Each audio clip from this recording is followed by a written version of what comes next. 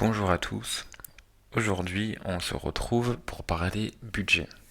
Donc, comme je vous l'ai dit dans mes présentes vidéos, la partie budget, c'est une partie importante de ma gestion de patrimoine.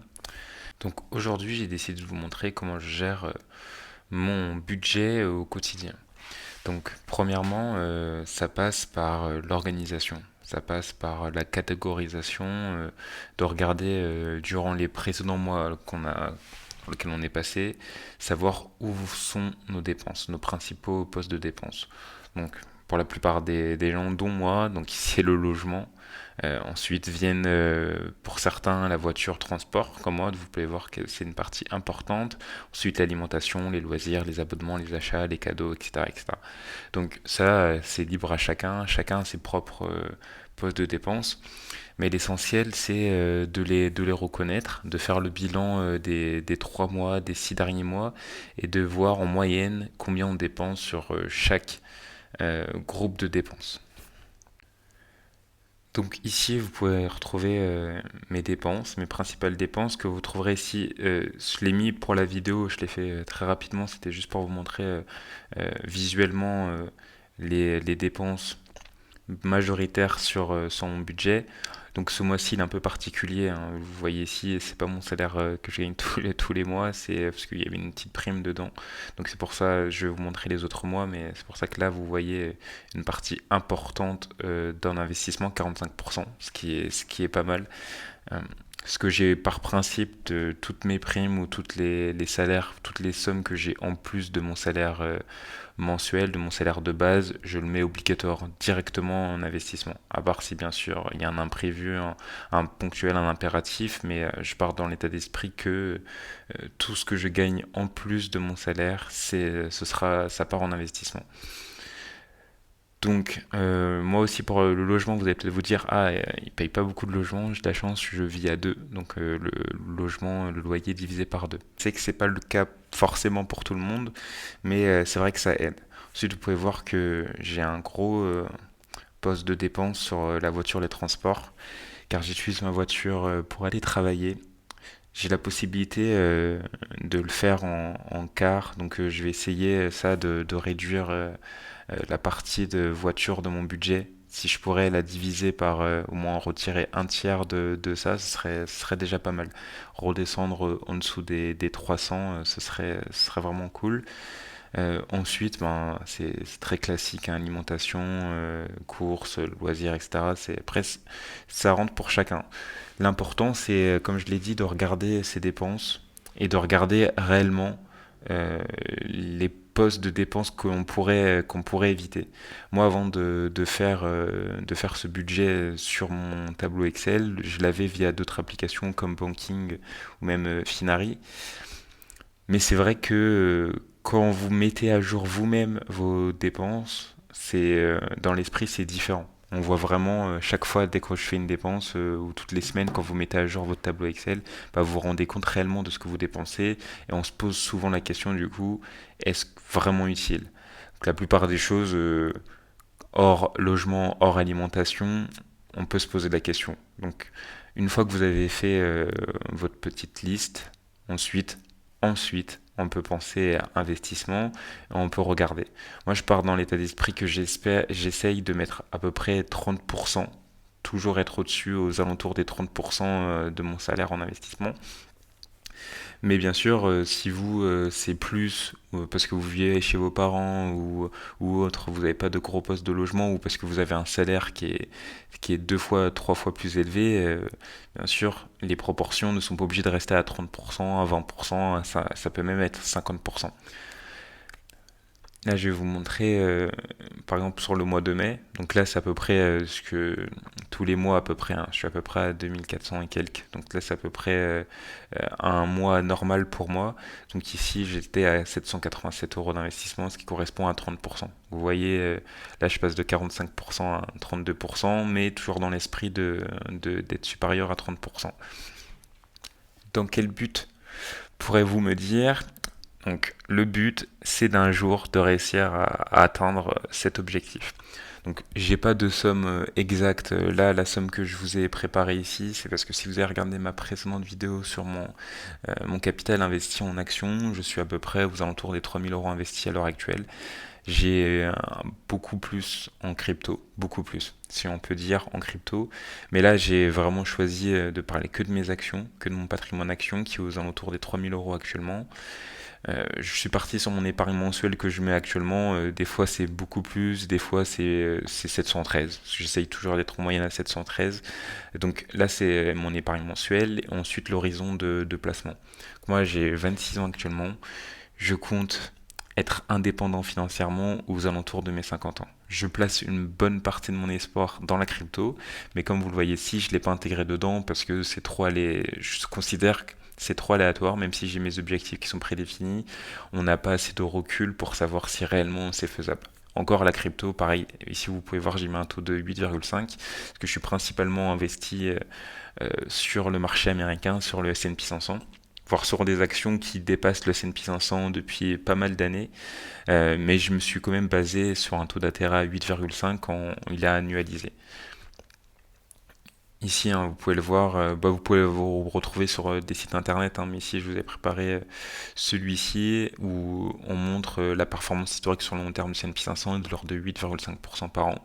Bien sûr, si on additionne, si on cumule les dividendes.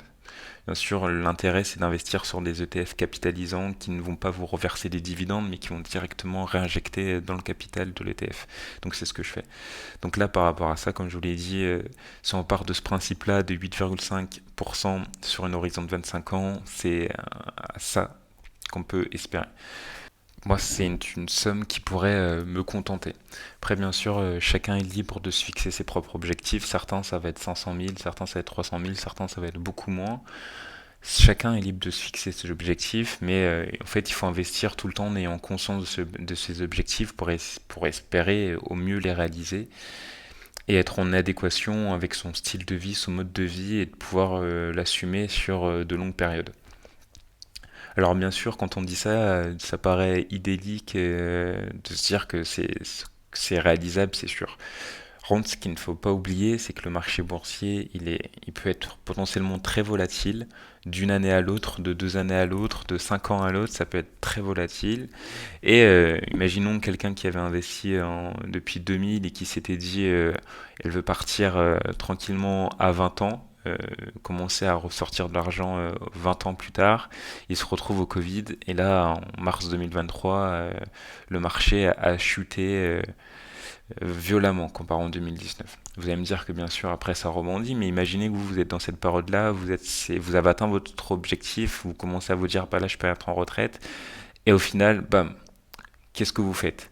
Donc c'est pour ça que c'est très important de savoir avant d'investir, avant de commencer à investir sur le long terme, de savoir sur combien de temps on compte être investi sur le marché, tout en ne négligeant pas la possibilité que la période qu'on s'est fixée se trouve sur 20 ans, on va dire de manière indicée, on va être à plus 10% tous les ans, donc super. Mais au bout de la 20e année, on va avoir 2 ans, 3 ans de crise. Et donc là, qu'est-ce qu'on fait? Pour ça qu'encore une fois, c'est chacun est libre, mais il faut avoir on a en tête que la bourse est quelque chose de très volatile, qui peut avoir des risques, des très grands risques, et d'être en adéquation avec ça. Là, par exemple, là, je vous montre S&P 500, comme je vous l'ai dit, c'est l'indice que je suis le plus. Sur 5 ans, on est sur 88%. Quand vous regardez sur un an, on est à 22%. Donc c'est vrai que c'est des taux, on se dit si on prend 22% tous les ans, c'est fou. Par contre, ce qu'il ne faut pas oublier, c'est qu'il y a des acteurs qui font pousser le S&P 500, comme Nvidia actuellement, comme Microsoft l'a fait avant, comme Meta l'a fait, comme Alphabet peut le faire. Donc vraiment, il faut se dire que le marché est volatile. Le marché actuellement est dans une période très haussière parce qu'il est porté par les 7 plus grosses entreprises technologiques du monde qui sont tous aux États-Unis. Mais voilà, il faut rester vigilant et rester avoir en tête que du jour au lendemain, On peut avoir des baisses, bien sûr, hein, je parle pas de baisses qui peuvent être de l'ordre de moins 10, moins 20%, mais on peut avoir des baisses de moins 3%. Sur une année à l'autre, par contre, oui, on peut avoir des baisses de moins 10%, moins 16%, c'est déjà arrivé. C'était sur le S&P 500, mais pour moi, c'était important de se rappeler des risques, de se rappeler que malgré les rendements du passé, ce n'est pas voué à forcément se reproduire dans le futur. Le marché peut s'écrouler dans 5 ans, dans 10 ans, donc c'est pour ça qu'il faut avoir ça en tête, il faut rester vigilant, de renouveler ses connaissances, de ne pas rester bêtement figé sur, comme moi là sur la S&P 500, je le suis pour l'instant, mais je me dis pas, je suis pas convaincu que dans 10 ans je réinvestirai toujours 100% sur la S&P 500 ou autre. Donc rester vigilant là-dessus, toujours se former, toujours être à l'écoute du marché et toujours être prêt à rebondir. Donc je voulais quand même vous parler aussi d'un autre sujet, le livre La retraite à 40 ans. C'est un des derniers livres que j'ai lu. J'avais déjà cette réflexion par rapport à l'économie avant, donc par rapport à ça, mon budget, je l'avais déjà fait avant de lire ce livre, mais je pense que c'est important, si vous vous lancez dedans, de commencer à lire, et notamment si vous êtes toujours dans la notion de gestion de budget, avant d'être dans la notion investissement, mais déjà dans la gestion de votre budget, c'est très intéressant ce livre. La retraite à 40 ans. C'est un concept qui est associé au mouvement FIRE, donc financière indépendance, retire early, donc c'est prendre sa retraite le plus tôt possible. Donc cette personne-là avait fixé son âge de retraite à 40 ans et a tout fait pour l'obtenir, tout en ayant un train de vie frugal. Un train de vie frugal, c'est quand on dépense moins que ce que l'on gagne. Bon, ça peut paraître basique, mais non. Là, lui, il est vraiment passé à l'extrême et il était à peu près, ce qu'il explique dans son livre, il arrivait à économiser 50% de ce qu'il gagnait. Donc bien sûr, il n'était pas tout seul. Il était aussi avec sa compagne qui avait le même train de vie que lui et qui avait la même idéologie que lui. Donc c'est plus facile de le faire ça à deux. Mais c'est un livre très intéressant qui nous pousse à avoir une épargne agressive et toujours aussi être dans la recherche d'augmentation des revenus. Ça ne veut pas dire accepter faire un travail qui nous plaît pas, mais ça va être toujours se poser la question, est-ce que je peux pas faire plus? Est-ce que euh, l'entreprise où je suis actuellement va me permettre d'évoluer? Est-ce que je vais pouvoir à augmenter mes revenus dans cette entreprise? Est-ce que mes compétences me permettraient pas d'obtenir des meilleurs revenus dans une autre entreprise en faisant un autre métier, etc. Genre se poser ces questions-là. Encore une fois, ce mode de vie ne conviendra pas à tout le monde. Pour beaucoup de personnes, c'est très important de profiter dans leur sens, d'avoir une belle voiture, d'avoir une maison énorme, etc. Et donc là, c'est juste comment moi je gère, comment certaines personnes gèrent, certaines personnes qui veulent être libres financièrement à 40, 50 ans gèrent leur argent. Mais bien sûr, faites ce que vous voulez, ce qui est en adéquation avec votre conscience et surtout faites des choix que vous pourrez assumer sur le long terme. Donc ici, c'est vrai que je vous les ai pas montrés dans la dernière vidéo qui parlait, mais dans le même tableau Excel, je tiens aussi à jour mes actifs. Donc là, tenez pas compte de la valeur actuelle, hein. La plupart des valeurs ont baissé ou haussé. Bon, là, par exemple, toutes ces entreprises-là, euh, Stellantis, Schneider, Cofage, GT, Total Energy, ont bien baissé par rapport aux valeurs que j'ai ici, à cause de la crise qu'on est en train de vivre euh, actuellement dans notre pays. Par contre, je voulais juste vous montrer que du coup l'objectif de ça, c'est de voir au final l'évolution. Donc là, j'ai déjà euh, placé l'argent que je compte mettre dans les prochains mois. Donc bien sûr, ça reste hypothétique, hein. Je vais peut-être mettre moins, peut-être mettre plus, etc. Mais c'est juste pour me donner une ordre d'idée, pour me donner une ligne directrice. Et en orange, du coup, j'aurai la courbe de mes investissements, de la plus-value ou de la moins-value, du coup, de, de mes investissements en actions. Donc le but, bien évidemment, c'est d'être toujours supérieur à cette ligne bleue et essayer de vraiment dépasser, tout en ayant conscience que c'est possible qu'à un certain mois, je passe en dessous, que je repasse, etc. Mais le but, c'est de toujours dépasser cette ligne bleue. Donc ça peut être aussi un moyen de motivation de voir ces investissements croître plus vite, voire beaucoup plus vite que ces économies. Dernière chose que je voulais vous partager sur cette vidéo, si certaines personnes ne sont pas au courant en fonction de vos revenus, donc là si vous avez des revenus de l'année dernière, du coup en 2023, voire même 2022, qui étaient inférieurs au plafond que vous voyez ici, vous pourrez potentiellement pouvoir ouvrir un LEP dans votre banque. Donc profitez-en. C'est un taux aujourd'hui qui est à 5%. 5%, c'est vraiment pas négligeable. Donc bien sûr, après, vous serez plafonné, hein. Le plafond, c'est à 10 000 euros. Mais pour certaines personnes, c'est quand même pas mal de pouvoir placer 10 000 euros, avoir avec un rendement garanti de 5%.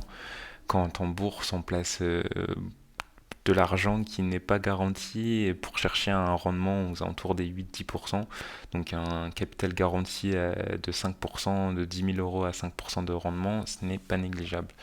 Donc voilà ce que je voulais vous partager. Donc merci à tous de m'avoir écouté et à bientôt pour une nouvelle vidéo.